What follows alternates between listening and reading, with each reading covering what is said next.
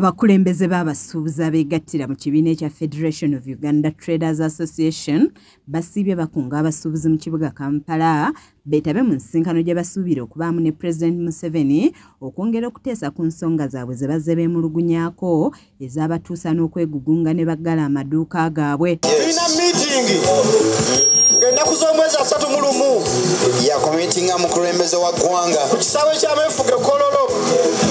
Tugenda ku miitinga pulezidenti w'eggwanga tumubuulire ensonga ezitwafekitinga. Bano emabegako basisinkana President Museveni wabula ensisinkano n'etavaamu kalungi nga pulezidenti yakkiriziganya nabo lwe yabasisinkana ng'ennaku z'omwezi 2 omwezi oguwedde nti baakuddamu okusisinkana ng'ennaku z'omwezi 31 omwezi guno. Wetwogerera ng'ebula ebbanga lya wiiki emu n'ennaku 5 okutuuka ku lunaku mulindwa nga kye kiwaliriza abakulembeze b'abasuubuzi okubayitamu n'ebizindaalo nga bagenda babajjukiza ku lukuŋŋaana luno olusuubirwa okuyindira mu kisaawe Kololo.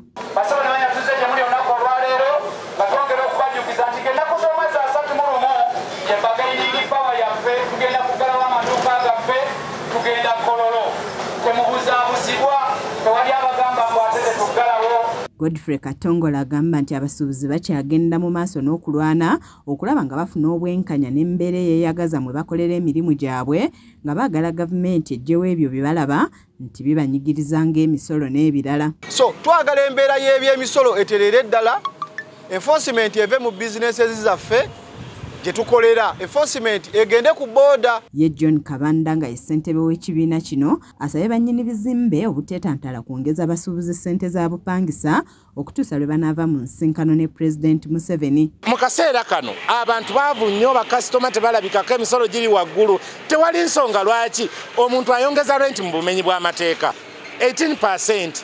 Baleke kugyongeza abantu. Abasuubuzi bo basuubira nti ku mulundi guno ensisinkano eno yandivaamu akalungi nga bye baagala President Museveni atunulemu y'enkola ey'ekitongole kya Uganda Revenue Authority mweyita okubasoloozaamu omusolo emanyiddwa nga Fiscal Receipting and Invoicing Solutions mu bufunze IFRIS, emisolo egibabinikibwa kussa ne bamusiga nsimbi abamaamira akatale nga kati bakola emirimu egyandikoleddwa bannansi. Byazatusuubiza byonna ebirungi ebigenda okutuddamu okutereeza obusuubuzi bwaffe obubadde buzingamye ennyo tubisuubira ku nnaku z'omwezi 31 era olwaleero tukubiriza buli musuubuzi nti weeteeketeeke ennaku z'omwezi 31 y'ensisinkano. Matiya Sekanjako yakusakidde eggulire lino ku lwa KSTV agaleero.